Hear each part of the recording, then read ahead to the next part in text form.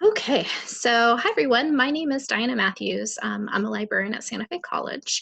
My colleague Jenna Miller is also in the webinar. She is going to be monitoring the chat. So as we go forward through the webinar, if you have any questions at any point, put them in the chat and she will go ahead and read them to me so that you can get any questions you have answered. So this webinar is focusing on APA 7th edition, and this edition was published in October, and it was probably about time because it was about 10 years since the 6th edition was published. And as we all know, 10 years for sources is an eternity.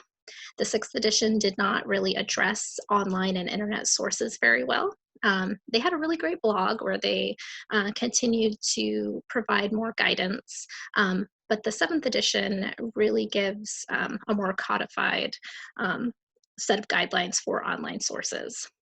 And it also has more acknowledgement of student use of APA. The 6th edition was very focused toward publishing, so people publishing in APA journals. And so the 7th edition does address that students are using it in classes, and they give some guidance specifics for students to make it a little bit easier. This webinar is going to cover the changes only. It's not going to be a step-by-step, here's how to create every single citation or reference, but we do have video tutorials on our APA guide that you can use to see guidance on how to cite different types of sources. But this one's going to focus on what's different in APA 7th edition versus the 6th edition, which you may be more used to. I will post all of my slides, a recording of the webinar, and supplementary materials to be made available afterward so that you can see everything that we're talking about. All right, so unless there's any questions, we can go ahead and dive in with what is new with APA. So we're first going to start with some formatting changes. And one of the biggest, again, as we were talking about, APA actually acknowledges that students are writing papers in APA format, and they have a new student title page option, which is a lot easier than the old title page template. The student title page has the title of the paper, which will be in bold, and this is different, a bolded title, the author of the paper, the affiliation, the course name and number, the instructor name, and an assignment due date. Additionally, there's no running head, just the page number, and running heads were very annoying for students to try to figure out. So this is going to look a little bit like this template here, and this is from the official APA guide. You can see the page number is in the upper right in the header, and there's no running head, there's no heading at all besides the page number. The paper title is in bold, centered, and is a couple of lines down. After a blank line, there is the author, so the student who's writing the paper, their affiliation, and this, in our instance, could probably just be Santa Fe College. I'm not sure we specifically need a department, but you can request that your students put your college or department if you'd like. The course number and name, the instructor, as well as the due date. So a lot easier, I think. The running head and having different headings on the first page versus the second page was a little difficult, and I think that this is a very user-friendly change. When it comes to the references list, everything is formatted pretty much the same except for the references heading is bolded. So they are bolding headings now, as well as the title of a paper. Another change is font. APA specifically says there is no required font or size as long as you can read it and it's consistent. As a professor, you can choose to put whatever font requirement you'd like, of course, but it does not have to be 12-point Times New Roman. If you prefer a different font, a different size, you can do that. APA has listed a few, 11-point Calibri, and Calibri is the default now on Microsoft Word, which is why they have that as an option. 11-point Arial, 10-point Lucida Sans, again, the 12-point Times New Roman, which is very common for student paper requirements, and 11-point Georgia, which is a little bit fancier. I know there's a question in the chat. Is it Mhm. required to reference which APA edition you are using when submitting student papers? No. So if you are a professor giving guidance, you can tell them to use the 6th edition or 7th edition. But there's nowhere within the formatting of a paper that you have to say 6th or 7th edition. You could ask them to put it in a as they're uploading it in the comments box if you'd like. Does that answer the question?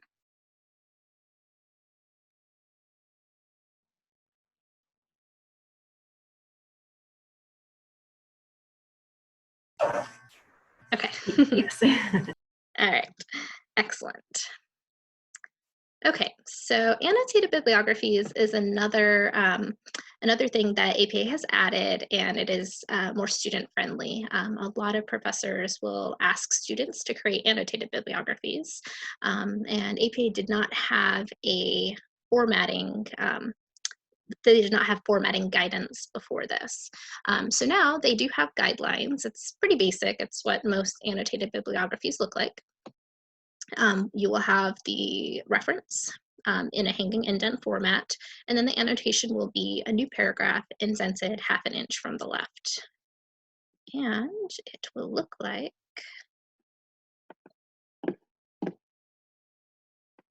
see, there we go. It'll look like this. So you can see that in this first annotation, the reference is listed first, and it's a reference from the Centers for Disease Control and Prevention, and that takes up the first 2 lines using the hanging indent. And then that 3rd line is the beginning of the annotation, and the entire annotation is indented 1/2 inch from the left.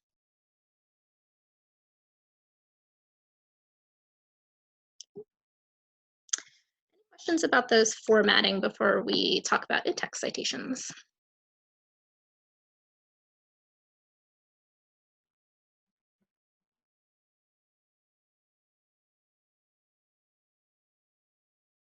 Okay, feel free to keep typing them in though if something occurs to you. So in-text citations, there's not a huge change in the actual formatting, but there is a big change in how many authors you need to include.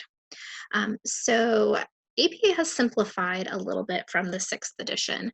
If you are citing a source with multiple authors, you now only need to list up to 2 names. If you have a source with 3 or more authors, you're only going to use the first author's name and then the abbreviation et al. With a period. So in this example, if you have one author, it's going to be Potter, comma, 2019. If you have 2 authors, it's going to be Potter and Granger, comma, 2019. But if there's more authors than that, you're just going to say Potter et al., comma, 2019. In the 6th edition, there were all sorts of weird guidelines. If you had 3 to 5, you had to list them all the first time and then et al., and it was very confusing. So they have simplified this for 1 author, 2 authors, and 3 or more. And that's really the only change for in-text citations. They're still going to work exactly like before. You can still use them narratively or at the end of a sentence or paragraph in parentheses.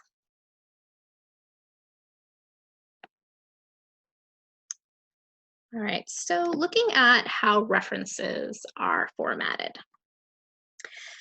Every single reference is going to be composed of 4 components. The first is the author, and they do still include just the first and middle initials. There's no first or middle names listed out. The date will come next, and that is in parentheses. Then comes the title, and the title will be either in normal font or italicized, depending on the type of source that you are citing. And then the final component is the source component, and that's where you can get to the source. So that could be a URL, a journal, a book, like if it's a chapter, the book that it's in, or publication information. So as you're listing any sort of source, if you have a reference for a source, um, kind of the opposite of how the in-text citation went, where they kind of simplified it that you only have to have up to 2 names. The flip side of that now is that you have to list up to 20 authors for a source in the references list, which is a lot. It used to be only 8 in the 6th edition, but now you do up to 20. And if you happen to have a article with a massive amount of authors, you will list the first 19, put an ellipsis point, and then list the last author's name. So they still want to give credit to people who worked on a paper or a different type of source. And so they include all of that in the reference, but they make it a little simpler within the in-text citation.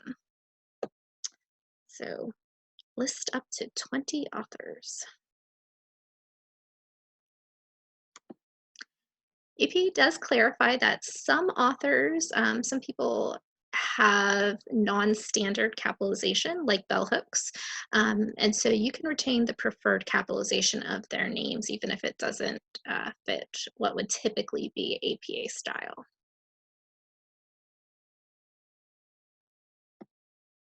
Another clarification for authors, if there are multiple hierarchies of government agencies, you see this sometimes, like in this example, the National Library of Medicine is part of the National Institutes of Health, which is part of the US Department of Health and Human Services.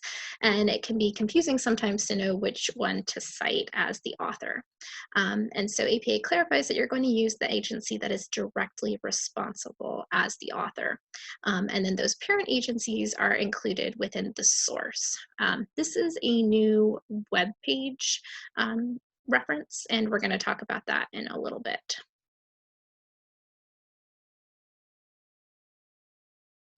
All right, and then links within references, you can make them clickable if you want. So if you like it clickable, that is fine.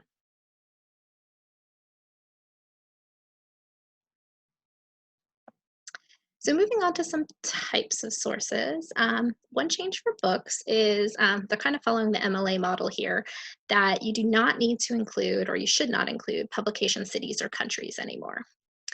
A lot of times publishers have multiple locations. They list 4 or 5 on the title page. It can be confusing to figure out where it was published. And it's just not as necessary anymore. So with a book citation, a book reference, you're going to have only the publisher after the title.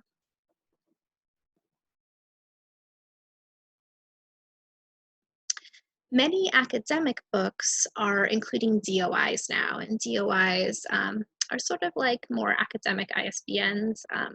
They are a unique number that's given to a academic source to help you find it.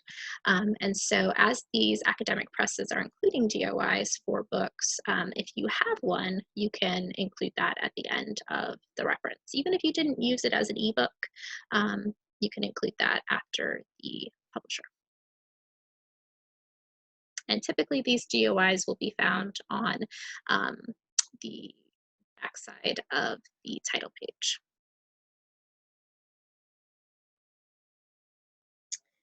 Another change, AP has become a little bit format agnostic. So they don't care if you read it as a print book or as an ebook. You're just going to cite them the same. It doesn't matter if you got it through a database, if you got it on the Kindle, they don't really care. So if you have a book that you used, you're going to cite it just like a print book. There's no additional part that you need. You don't need to include a database. You don't need to include anything like that. The only exception is if you are using an open access ebook, you can include the URL if you'd like, but only if it takes you directly to the full text without logging in. So, Project Gutenberg has a lot of open access books. You could share that. There's other open access ebook websites. You can include those links if you want. It's not required, but you can add it if you'd like.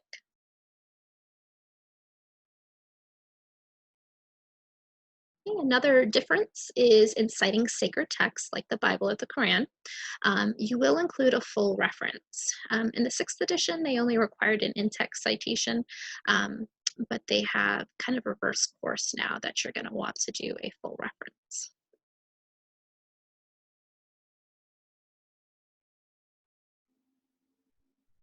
All right, any questions before we move on to journal articles?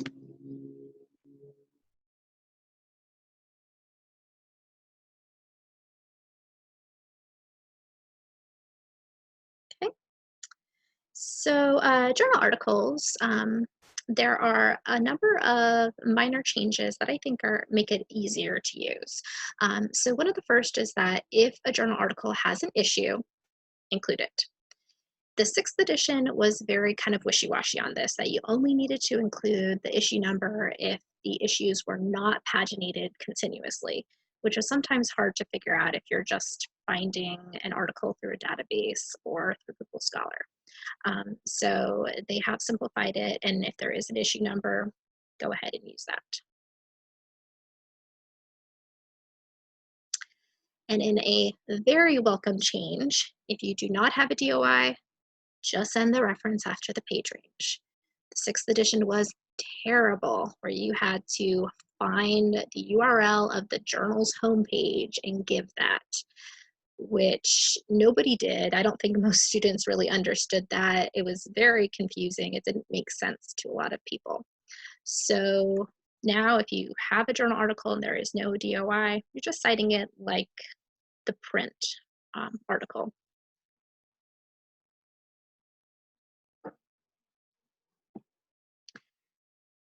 So if you have an open access journal article, and there's a lot more journal articles being published online through open access journals, you could include the URL at the end, but only if it takes you, again, directly to the full text without logging in. So AP doesn't really want you to include links that are paywall links. And if it's an open access article that has a DOI, go ahead and use that, because a DOI is going to be stable. And if the URLs change for the journal, that DOI will be updated so that it still gets you to the full text.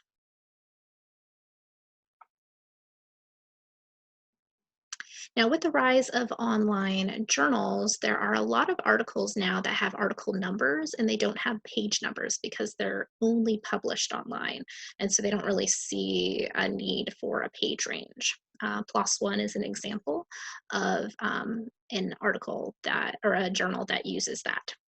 So APA does have guidance now that if you have an online article that has an article number and no page range, you'll put that instead of the page numbers. And you do that article with a capital A and then whatever the article number is.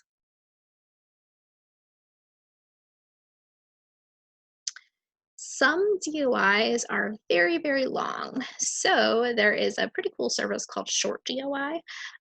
It's at shortdoi.org, and you can run a really long DOI through there to get a shortened DOI. And you can use that in your reference if you'd like.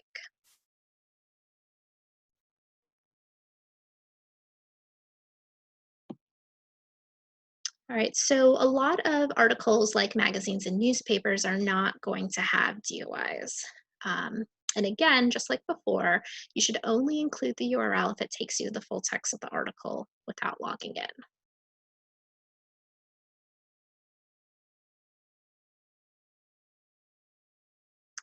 For news articles that do not have a associated print publication, you're going to be citing them as web pages. So these are things like CNN, BBC News, Huffington Post. These are more like news websites versus newspapers. And so it will follow the web page format.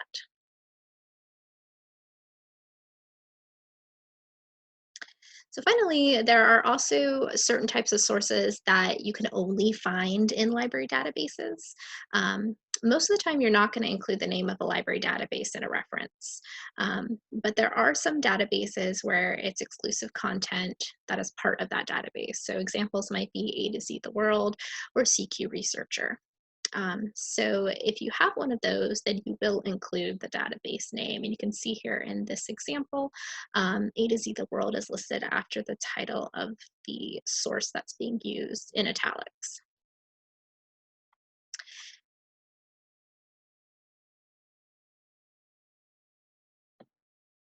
Any questions so far?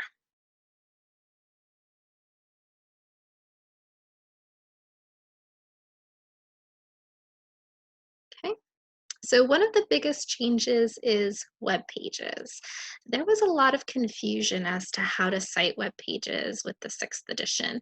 Um, the print manual did not really define it well, and they left it to other people to interpret. And then they kept kind of giving more guidance on their blog, but it led to a lot of confusion. So, a lot of people were doing things differently.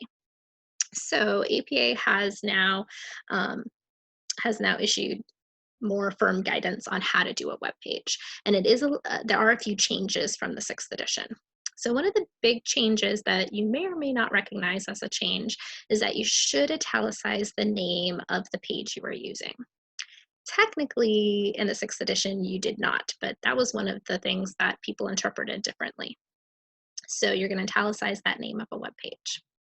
Additionally, you are going to include the name of the website that the page is on, and this is different.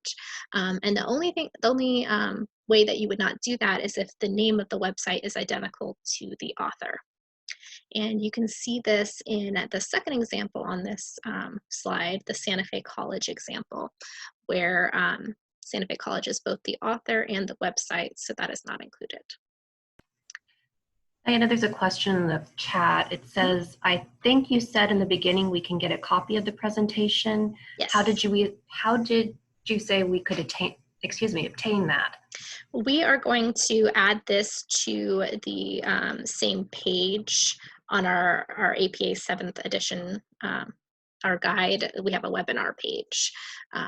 And so we will go ahead and add that there. And I mean, there's only 3 of you, so we can actually probably directly email you as well. I know there's a lot of examples here, so being able to look at that at your own pace will be useful. I also have a supplementary materials, which will have a entire references list with examples of every single one of the reference examples in the slides, so that you can see how they will all look together as well. And Diana, are you going to post the slides on that same page as well? Yes. Mm-hmm. Yep, slides will be posted, supplementary materials, and the finalized recording.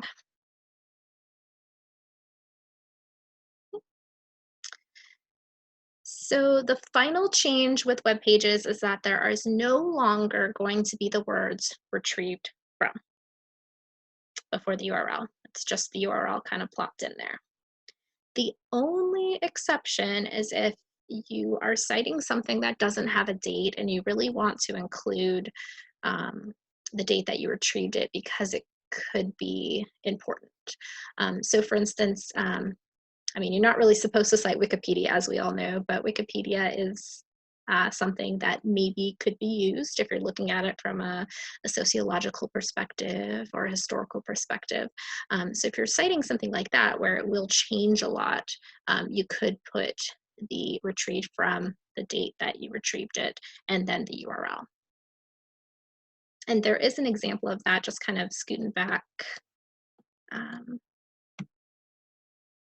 Sorry, sometimes okay, so back on that exclusive database content, and this example with the database information, because A to Z the World doesn't give update dates, it does have an example of retrieved January 8th, 2020 from, and then the URL.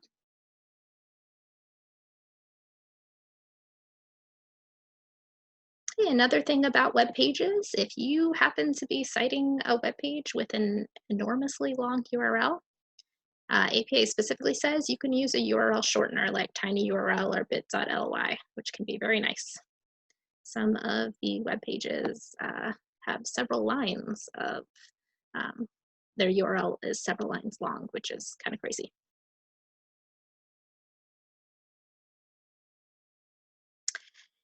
Blogs are slightly different. Blogs are cited a little bit more like they are articles.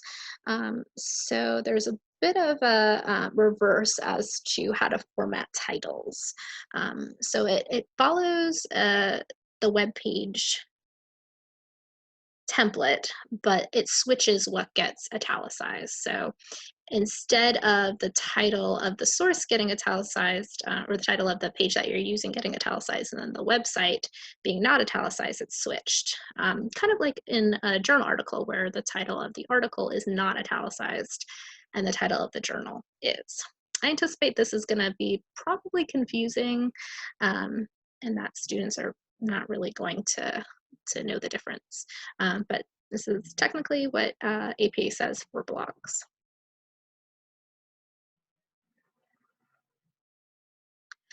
Another change is that APA used to say that if a source was not retrievable by the general public, it should always be cited as personal communication, which meant just an in-text citation and it doesn't go um, in a references list.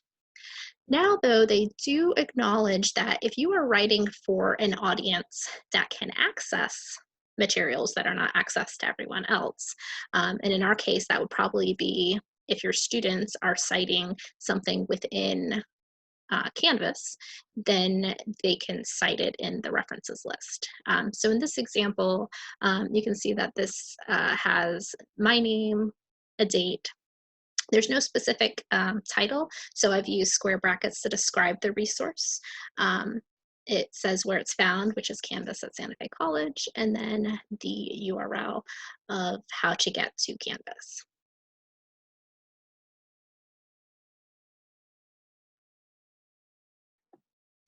In another agnostic format, guidance, films are cited the same regardless of how you viewed it. So if you have the DVD, if you watched it on TV, if you saw it in the theaters, if you watched it on Netflix, it doesn't really matter. You're going to cite the film just like a film. You're going to use the director as the author, and then the production company is going to be the publisher. With the director, you're going to have the notation in parentheses after their name that says director. And then in the title of the film, you're going to put in square brackets a description of the format, in this case, film.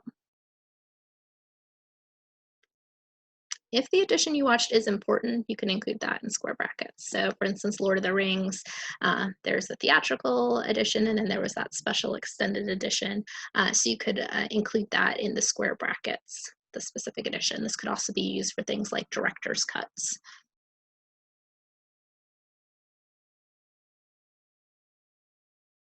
Okay. And if you want to cite the manual, very meta, this is how you cite the manual. The author is the American Psychological Association. It was published, they're saying 2020, even though it really came out in 2019. I don't always know what that's about.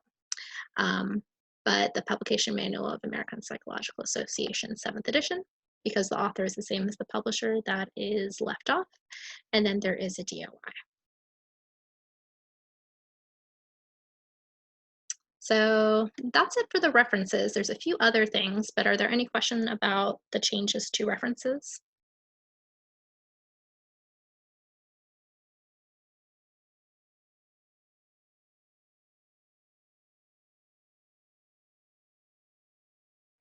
Okay, so just a few little things.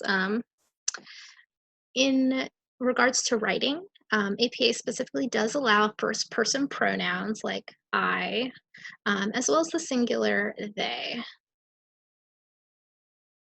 There's just one comment in the chat, Diana. Great Yes. coverage so far. Oh, great. And I don't know if anybody was a typewriter person, but APA has now officially endorsed one space after a period. I don't know if there's anyone who does the two spaces after a period, but APA specifically says one space after a period.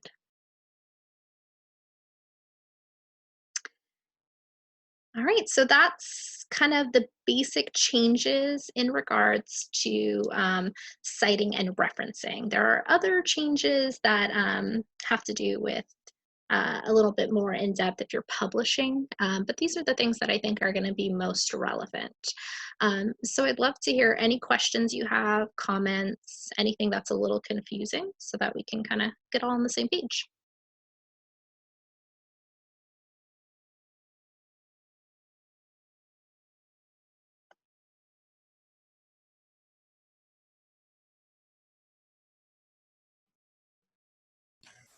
Okay, there's a comment in the chat. Thank you for offering to email this. I am also impressed by the online resources you have provided. Oh, of course. Yeah, are you guys all familiar with the APA 7th edition guide? Because that will have a lot more examples as well. And I think it's pretty user-friendly, so it's something that you could share with students.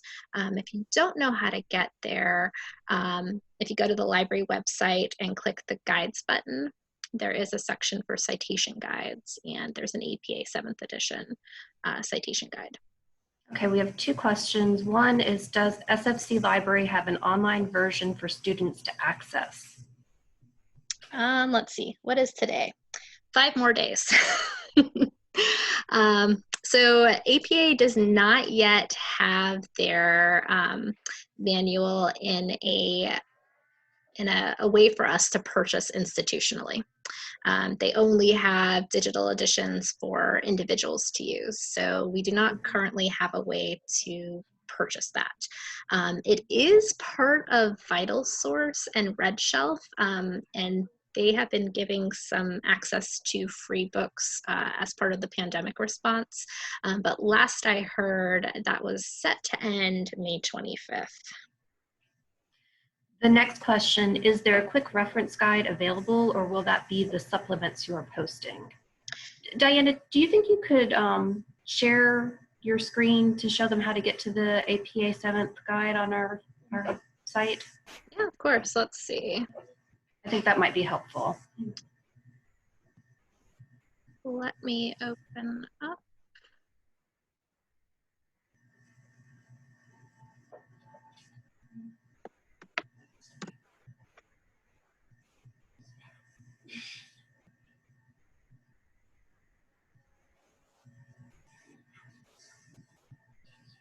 Okay, so this is our library website. And if you scroll down underneath the picture of the porch, there are the 4 gray buttons. And the third button is the guides button.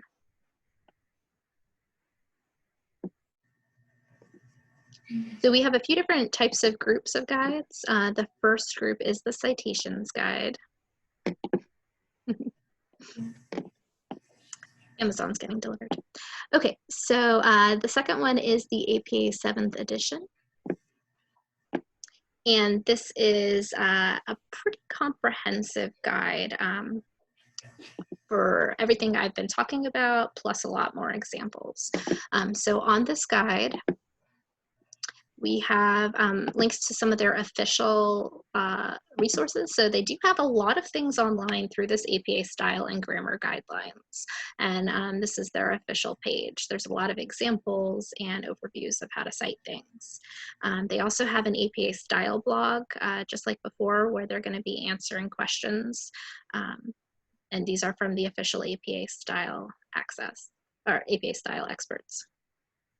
And you can see here, this is the free access to the publication manual during the pandemic. Also on the guide, on the left, the different pages, we have a page on what is new in the 7th edition, as well as a page on how to format a paper. So all the steps to take to format a student paper.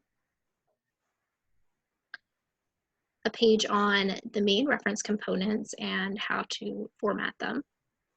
So for authors, this shows them how to format authors' names, what to do with multiple authors, etc. And then we have a lot of examples. So we have a page just on book examples, which will have books and ebooks, books with editors, a chapter in a book, a foreign language book, lots of different examples.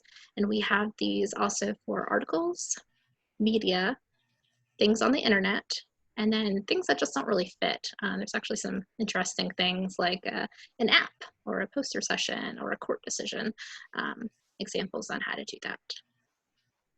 The in-text citations on the left, that will show how to format them, the components needed, as well as how to format them both narratively, which is difficult sometimes for students, but it is a preferred way of citing within text, and then the parenthetical citations. And then finally, I was talking about those tutorials. We do have video tutorials on how to cite books and ebooks, videos, journal articles, and web resources. And right now, the final page is the webinar page, and this is where we will add the full recording once it's done processing. Right now, the 2 supplementary materials are available, the quick guide to changes and references list, and I will be uploading my slides here as soon as we're done. Okay, Diane, I think that probably covers the next comment in the chat, which is I purchased a digital version to help my students, but would like to notify them if this is also a resource for them. And thanks. Yeah, I mean, we'll keep an eye. I'd love for it to be institutionally available, but I have not yet found it. It's the same thing with MLA, unfortunately. A lot of books are only for individual use and they don't have a way for institutions to purchase online. And the last question in the chat, is tutoring available for APA formatting check? Yeah, I mean, you can send any students, or if you have questions with your citations or references, any of the librarians, you can talk to us. Jenna and I are the 2 who have the most experience with APA 7th edition. So you can set up an appointment with us. Right now, obviously, everything is remote, but we could do a Zoom consultation, a phone consultation. We could provide some feedback by email as well. And so once, obviously, we're back, we can also do in-person consultations.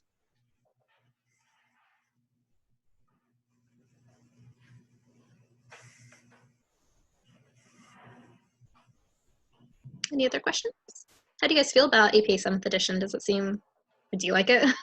I like it, but I don't know. Some people are not happy about some of the changes, I guess. Rachel says she really likes it. And I do too. I really do. Yeah, I mean, I think that they've really addressed a lot of the issues and kind of the weirdness. But it does take a little bit to adjust. I've been writing papers. I'm taking some classes at UF and I'm writing them in 7th edition, and I have to remember sometimes that things are a little different.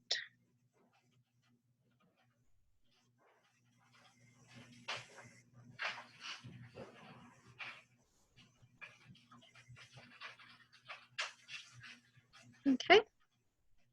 Any last comments or questions?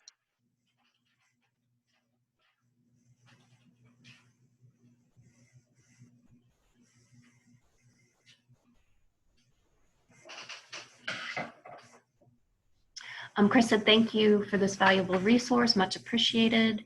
Rachel said, thank you for your time and information. And Cindy said, thanks again. Oh, of course, glad to help. And hopefully it kind of demystifies it a little bit. So like I said, we'll be uploading this. I don't know how long it's going to take for this to process for the video, but the slides will be up probably within the next 15 minutes or so. And if you have any questions at all, again, you can contact me, Diana Matthews, or Jenna Miller, or just contact any librarian by using the research help button off our library website. We are still offering chat services as well as a Zoom drop-in room, email. You can leave a message at our reference desk, and then we'll get back to you, and you can schedule an appointment as well.